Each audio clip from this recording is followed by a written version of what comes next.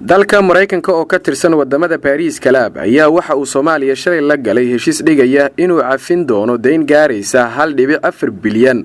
oo dollarka Mareykanka ah oo ay hay'adiisa ay ku jirto Pentagon ay ku lahaayeen Soomaaliya. kusimaha wasiirka maaliyadda oo ka hadlay goobta ay Mareykanka ku cafiyeen lacagtaas oo ay joogeen wasiirka koobaad ee Soomaaliya Maxamed Roble iyo safiirka Mareykanka Donald Yamamoto ayaa yiri Mareykanka waxa ay qayb ka tahay hormuudna ka tahay Paris Club qolada la yiraahdo iyaga ayaa hormuud ka ah wada hadal ayaan la galay 31 Maaj dabadeedna waxaan la gaaray dhimis guud in la sameeyo dalalka ay Soomaaliya la hadashay Maaj ee deynta ku leh kuna jira Paris Club waa Faransa, Mareykanka, Ingiriiska, Denmark, Norway, Holland, Japan, Belgium, Jarmalka, Talyaaniga iyo Spain. Oray Soomaaliya waxaa lacag dhan 823 milyan oo dollarka Mareykanka ka cafiyay hay'adaha kala ah Bangiga Horumarinta Afrika, Bangiga Adduunka iyo hay'adda lacagta adduunka ee loo soo gaabiyay IMF kuwaas oo ku lahaa lacag gaaraysa